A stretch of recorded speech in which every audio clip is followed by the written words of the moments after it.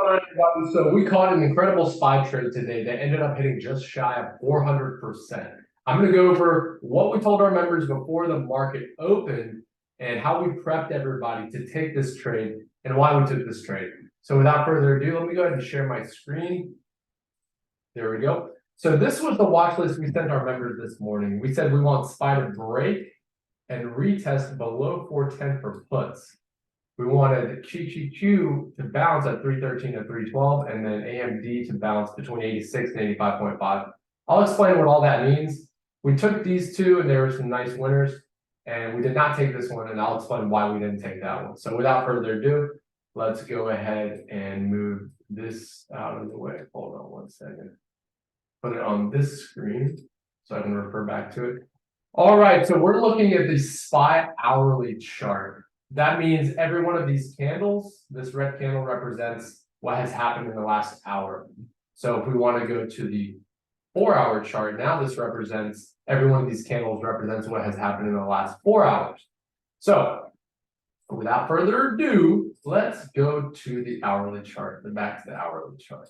So this gray area right here and this gray area right here, this is all pre-market after hours price action. So where it's gray, that means that the market is closed. Where it's black, those are the hours that the market is open. So the market is only open a fraction of the time. It's actually trading more during non-open hours. A lot of people don't know that. Anyway, so this 410 area was where we wanted SPY to break below and then retest and then come back down. So the type of price action we want to see there is a break below 410, a retest of it, and then a move downward.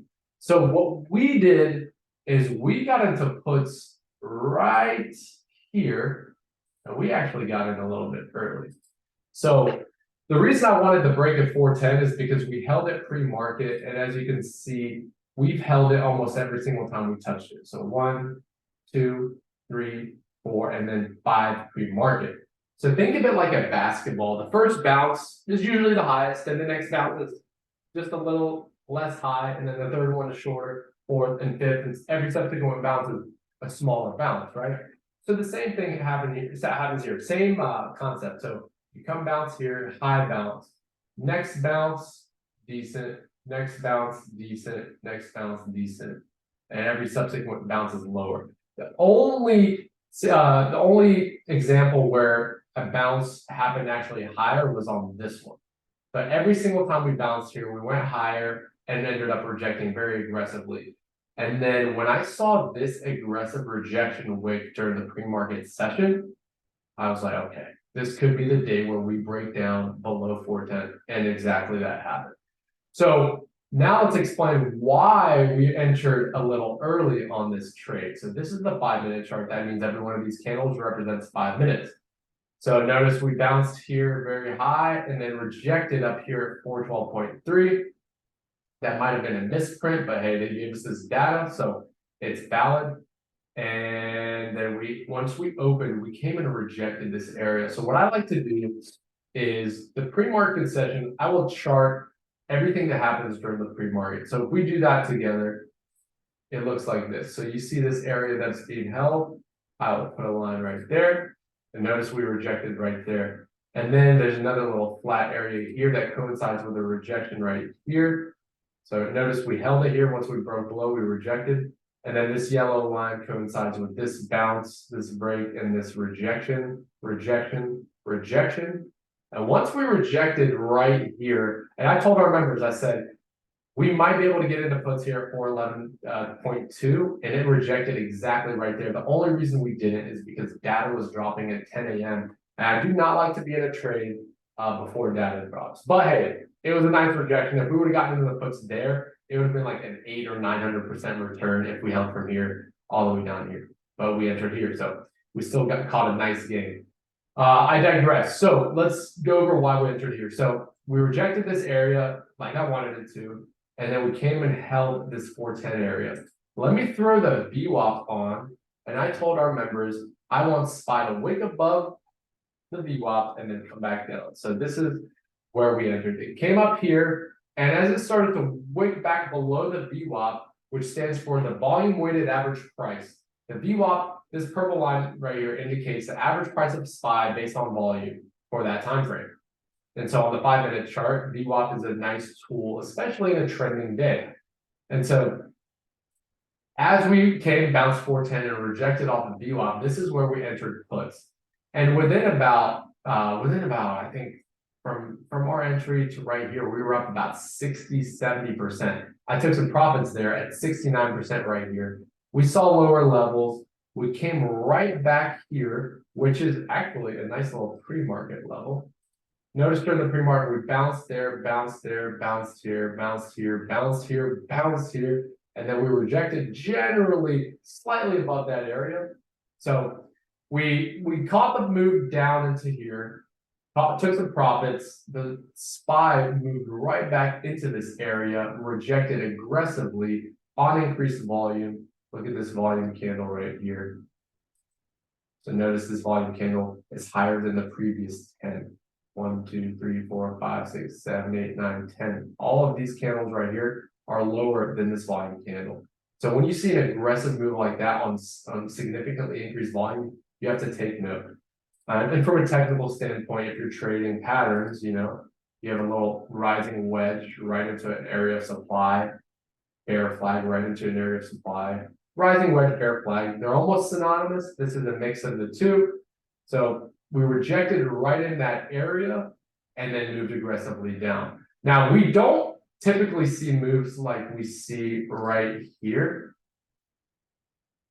around lunchtime. We don't see strong moves to the downside like that. So if anybody was holding contracts from this entry, they were just spoiled right here. And I think they were holding about 120, 150% right here. And within 15 minutes, they were up 350, almost 400% right there. And I'm sure they'll continue to drop into these demand zones and get weak bounces. And I'm sure these contracts will hit over 400% a day. I've taken full profits. I'm currently not in this trade anymore. But that was the rationale behind our SPY trade. Now, why? I want to go over one more thing. Why is the 410 level a level on our charts? So to explain that, let me just remove a few things. Remove this VWAP. Let me just actually remove everything. And we will go to the 4-hour chart. So, and I'll just draw a line right at 410. And I will make it exactly 410. Bam. So 410 has been historically a very significant place on the chart, and it coincides with the psychological level. The psychological level is like 400, 405, 410, 411, 412, anything, any whole number without a decimal. So we rejected very aggressively here. And if we zoom into every single time we touched it, we had an aggressive bounce here, an aggressive bounce here, an aggressive rejection here after hours, but nonetheless, it did reject a rejection here, then a hard bounce here, hard bounce here, hard bounce here, hard bounce here. So I went over that earlier. The fact that we broke below it after bouncing 5 times gave me all the confidence in the world to continue to hold this position. I actually had a visitor come and I told our members, I said, hey, I'm setting my stop loss and break even. I am literally walking away from the chart because I had such confidence in this trade. I came back and we were up 69%. I took some profits there. All right, let's go over that QQQ level, which was 312, 313 bounce, which bounced decently and we took it for decent profit. So we had a level at 312 and 313. So 313 was right here. We came down to that level, bounced all the way up to here. Contracts moved a little over 20%, I think about 30% from here to here. I caught it for 10% because I got in and I took profits and set my stop loss to break even. And as you can see here, we had a little bit of volatility and I got stopped out on break even. But I was happy with my profits from the SPY trade that, I could have eked out another 10 to 20%, but you can't win them all, right? I did win it, but you can't maximize every single one. Sometimes you get stopped out. But then we had to bounce at 312, which bounced as well. But notice both of these bounces weren't sustained move. That indicates strong price action to the downside. So we caught the bounce here for small gains. We caught the bounce here. Oh, actually, no, I didn't catch this 312 bounce. I was at the gym. But if you did catch it, the contracts moved about 20% on that one as well. But we're seeing aggressive downside, which takes us to the AMD trade that we did not take. We had a bounce zone right here. between 86 and 85.5. So as you can tell, we did come to 86 and bounce all the way to 86.74. Those contracts moved about 30%. The ones expiring in the same week, I think it was about 20% actually, 20 to 30%. So we did bounce there. We got down at 85.5, and I told my members I am not taking it because SPY was breaking down below 410. So if SPY is moving aggressively to the downside, I don't want to take a bounce on another name. I would rather catch SPY on that trending move. So we told our members we were not taking AMD bounce, and I'm glad we did it. But these levels actually ended up working out in the opposite. So once you break below that level of demand, it becomes supply. And notice we created a rising wedge right into this 86 area. After we bounced 86 and failed to hold it, we came back up there and rejected it. That's called a break and retest. We'll break below and then retest that level for continued move to the downside. And this one was actually sustained. So that would have been a nice move to the downside once sentiment flipped. I hope you guys found this video educational. If you want to learn more, hit the subscribe button and I will continue producing content like this so you guys can learn for free. I'll see you guys next time. Much love. Bye.